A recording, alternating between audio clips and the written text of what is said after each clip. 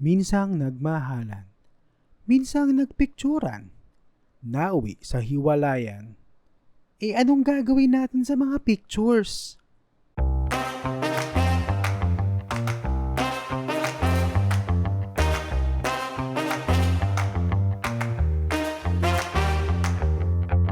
Good morning, good afternoon, good evening. Depende kung anong oras nyo pinapakinggan ito. Kamusta naman ang lahat? If you're new to this podcast, ako nga pala ang inyong millennial tito, Tito Alvin, na magbibigay sa inyo ng mga opinyon na never nyo namang hiningi. Mga opinyon at kuro-kuro tungkol sa iba't ibang problema ng ating mga storytellers. Okay, first of all, magpapasalamat din ako sa mga patuloy na nakikinig sa ating podcast. Woohoo! Yes! Kahit na nasa episode 4 na tayo, hindi pa din kayo bumibitiw. Maraming salamat po sa inyong lahat.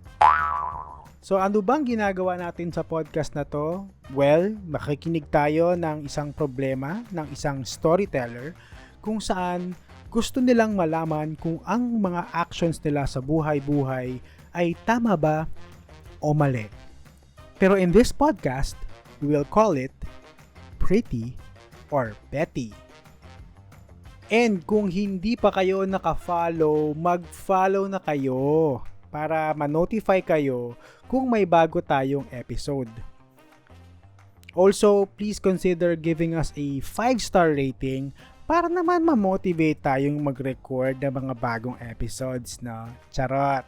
Our podcast is available here sa Spotify and available din sa Apple Podcast and sa Google Podcast. Tulad ng mga narinig nyo kanina sa simula ng ating podcast, medyo intriguing ang ating story of the week. Yes, tungkol kasi sa love ang ating topic. Or should I say, ex-lovers? Kaya wag na nating patagalin pa at dumako na tayo sa next segment natin na Storytime!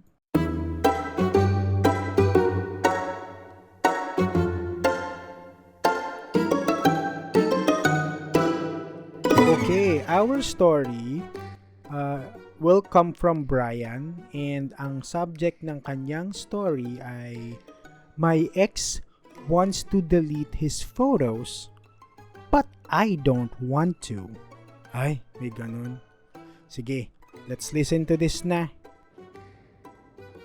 Hello, I'm Brian, 31, a photographer, and I'm a discreet gay guy. I met this guy in 2015. He is bisexual, friendly, and very likable. Long story short, we became official after a month of going out together. We are a happy couple for the most part. The only hump in our relationship is that he's not yet out from his family and friends. But all in all, it's not an issue for me. We usually go out every weekend to party. Sometimes with his friends and sometimes with mine. As photographer, I have a lot of these events captured on camera. I asked him if I could upload them to Facebook and he said it's fine since the photos were harmless anyway. Unfortunately, we called it quits after a year of being together. He said that he needs alone time to find his true identity. Tried to fight for it, but he can't be moved anymore. We decided to go our separate ways. Now, fast forward to November of 2020, I got a message from him asking for a huge favor. Take note, we haven't spoken since the breakup, so I said, "What's up?" He then asked me if I could delete all of his photos on my Facebook profile. Weird, right? So I asked why. He said that he recently got married, that he's gonna be a father in a few months, and that his in-laws are very conservative. He also said that he's afraid that they might see these photos doing the things he did in the past. Then I told him that I can't do that because number one, they were just normal photos. Number two, he gave me permission to post it. And number three, I don't have the time to go through my profile and delete those one by one. He then said things like he thought that I was his friend and that is the only thing he asked of me, blah blah blah. but I still said no and just ignored his messages. The following day, I got a notification from Facebook saying that they removed photos from my profile because they were tagged by someone as unauthorized. Like, what the fuck? First of all, I didn't know you could do that. Second, how dare he report those photos when he approved of it in the first place? I tried to send him a message, but he already blocked me on all socials. So what do you think? Am I petty for saying no to his request? Or is he the petty one for reporting the photos and blocking me? Thank you. Okay. Mabigat ha. Pero first of all, English talaga from start to finish. Wala man lang akong narinig na Tagalog word. Ano ba yan? So kailangan ba English din ang mga comments ko dito? Naku, my English is expired. It's gone. Like, go, go, go. Chareng. Naalala ko tuloy si My Family. My Family? My Family? Oh my God. I did not expect I did not expect that I came from one of the top 10. Eme. Well, iconic yon si Janina San Miguel. Pero ewan ko sa inyo, bahala kayo dyan. So, ano ba ang nangyari? Itong anong name niya? Brian. Si Brian may naging jowa, kaso hindi out sa mga friends and family. Pero eventually, naghiwalay sila. And after several years, itong si ex-jowa ay nagkaroon ng sariling family. Like wife and all. And I believe magkakaroon na rin siya ng sariling anak. Pero ang catch is, pinapabura niya yung mga dating photos niya na naka-upload sa profile ni Brian. Itong si ate mong Brian, may pag-no. As in, hard no. Dahil harmless naman daw yung mga photos and tinatamad siyang burahin. Okay, nako ha, liit-liit na bagay pinapalaki ng ganito. Naku, nanggigigil ako sa inyo. Kukurutin ko kayo sa singit eh. Pero with consent. Mahirap na, baka makancel tayo ng wala sa oras. Pero teka. Let's address the elephant in the room. Meron palang ganun sa Facebook. Yung itatag mo as unauthorized tapos ma-delete siya automatically. Parang ngayon ko lang narinig yun. Narinig nyo na rin ba yun? Or nagawa nyo na ba yun dati? Hindi ko sure kung eme-eme lang to ha, pero never ko pa kasi narinig yung ganyang klaseng reporting eh. Pero kung totoo yan, hahanapin ko nga yung mga picture na tinag ako tapos ang pangit ko. Charot! Kasi wag kayo mag-upload ng mga picture tapos kayo lang yung maganda. Tapos yung mga kasama nyo ang papangit or pangit ng angulo o kaya blurred. Ang worst pa nito, itatag nyo sila kahit obvious naman na embarrassing yung mga pictures na yun nila. Pero anyway, balik tayo kay Brian. Honestly, nahihirapan akong magbigay ng comment kasi never ko pa naman na-experience yan na na-contactin ako ng isang ex and requesting na burahin yung mga pictures nila sa profile ko. Wala pa akong experience na ganyan. So, kung hahalongkatin mo yung photos ko sa Facebook, andun pa silang lahat. Kumpleto po silang lahat dun. Tulad ni Brian, tinatamad akong isa-isahin para burahin. Might as well just leave it there. Pero syempre iba yung sitwasyon nila eh. Iba yung sitwasyon ni Brian tsaka nung ex niya. Kasi in this scenario, the ex-jowa is asking him to remove those photos. And I guess mukha namang polite yung pag-ask ni ex-jowa ng favor na burahin yung mga pictures eh. Hindi naman din natin alam kung ano ba yung laman ng mga pictures na to, no? Pero ang sabi naman ni Brian is harmless naman daw yung mga photos. Kumbaga, nothing incriminating naman. Anyway, ibang storya kasi kapag yung mga pictures na tinutukoy mga sexy pictures, mga lewd photos, may siguro nagkikiss sila or intimate. Siguro kung ganun yung picture, ay no doubt, kailangan talagang burahin. I see the point kung bakit pinapa-take down ni ex-jowa yung mga photos. Pero it looks like naman na hindi ganun yung case So, medyo nakakapagtaka lang kung bakit kailangan burahin. Pero anyway, let's look at the angle ni ex-jowa. Ang sabi niya kasi, yung in-laws niya, conservative. Ito, hunch ko lang to It looks like he wants to erase all remnants of his past to protect whatever he has going on right now in his life. So, kung ano man ang ginawa niya nung bata siya, lahat ng pagkatao niya a few years ago, gusto niyang burahin, gusto niyang tanggalin para maprotektahan kung ano yung buhay na meron siya ngayon. And I totally get it. Remember, balikan natin yung story ni Brian. Naghiwalay sila kasi the ex-jowa wants to know his true self.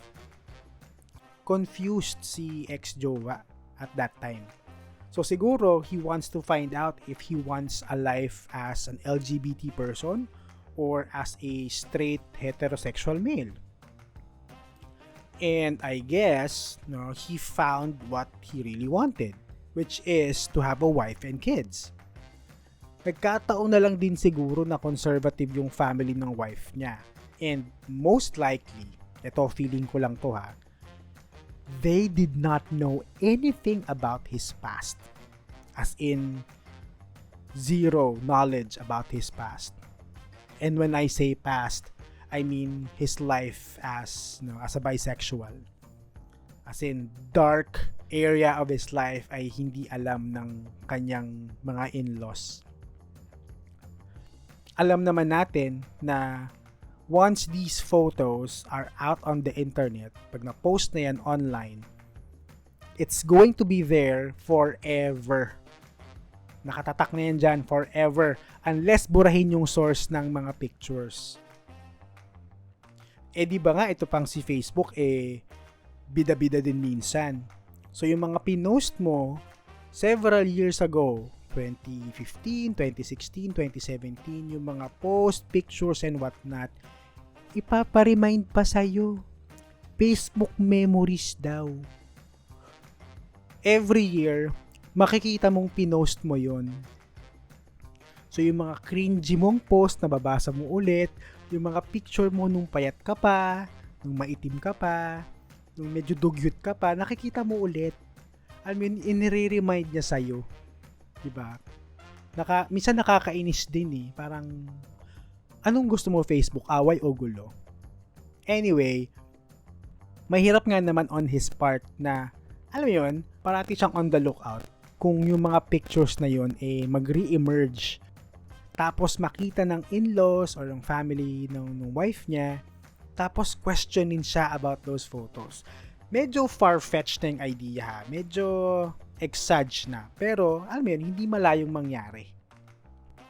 Kaya, nagigets ko kung bakit gusto niya ipabura yung pictures para hindi na dumating sa ganong point.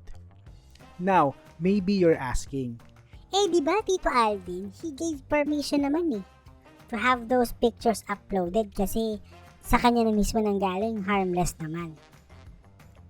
Ito sasagot ko dyan. Totoo naman. Yes, that statement is 100% true and correct. Pero, remember that for him, it was harmless at that time. Yung time na yon, harmless yon. Pero it's been years and a lot of things happen in between. So, those pictures that he thought was harmless back then are now posing a threat right now. So ito, may story ako, medyo connected dyan. Diba, sabi ko kanina, once the photos are out on the internet, it's there forever. And anytime, pwede yan mag-re-emerge. Naalala nyo? May nangyari sa akin ganyan. Bago pa man mauso yung vlogging, ang usong-uso noon ay blogging. As in, B for boy. L-O-G-G-I-N-G. Yan. Usong-uso yan noon, yung gagawa ka ng parang mini website, tapos maggagawa ka ng articles or anything under the sun, tapos ipopost mo sa Blogspot, sa LiveJournal, o kaya sa Tumblr. Naalala nyo pa? Naalala nyo? Kung yes ang sagot nyo sa tanong ko, ibig sabihin, medyo sumasakit na yung kasu-kasuan nyo. Anyway, so these blogs, gagawa ka ng sarili mong article para siyang online diary. Tapos lalagyan mo ng mga pictures, music, videos, and whatnot. Up until now naman, meron pa rin gumagamit ng mga blogs. Pero not as much kasi mas kinukonsume ngayon kasi videos eh. So, I made this article before sa Blogspot. An article about different Pinoy musicians and singers. Pero, ginawa ko silang katatawanan. Yes, I just made fun of them in that article with pictures and all. Way back then, I found it funny. Parang, witty, ganyan. Pero looking at it now, medyo immature. Medyo immature yung content, immature yung ginawa ko. Pero yeah, back then, yun medyo funny, yung inakala ko siyang funny. So balik tayo sa kwento. Several years later, siguro mga 6 or 7 years, may nakita akong Facebook post. Anong laman? It contains the article that I created. Pero this time, hindi siya yung buong article ha. Chinop-chop yung article na ginawa ko. And they turned it into images. Pero yung captions, yung pictures were the same ones that I used sa blog. Even yung background color. Yun din yung background color ng picture and text. So alam mong dun galing. So isip-isip ko, tangina nito, kapal ng muka parang nakawin yung content ng vlog. Tapos siya ay magpo-post, tapos siya ay nagiging viral ngayon. Pero hinayaan ko na kasi naging viral siya for the wrong reasons kasi medyo nagagalit yung mga fans. May ilang mga fans na nagagalit to sa mga pictures eh. So hinayaan ko na lang siyang mabash ng mga fans. So ang ginawa ko, bumalik na lang ako dun sa blog site. Medyo natagal lang kasi inisip ko pa yung password ko before. Pero naka-login naman ako and then I deleted the entire blog para hindi na siya ma-associate sa akin. Mamaya magalit sa kanya yung mga fans tapos ibalik sa akin, dito galing yung sa vlog na yan, no? Binura ko na. So wala na, ending na sa kanya yun. Siya na yung gumawa nun. Wise the boy. Pero ang point ko here is, kahit sabihin natin ilang taon na ang nakalipas mula nung in-upload yung mga pictures nila, lalabas at lalabas din yan in no time. So, ramdam ko yung pag-alala ni ex-jowa. Tapos ito pa, yung nangyari sa kanila. After na-report yung photos, binlock ni ex-jowa si Brian. May mga pag-block na nangyari. Isa lang masasabi ko dyan, deserve. Feeling ko kasi itong si Brian, tinatamad lang magbura ng pictures eh. Well, tedious naman talaga na burahin, no? Lalo na kung madami.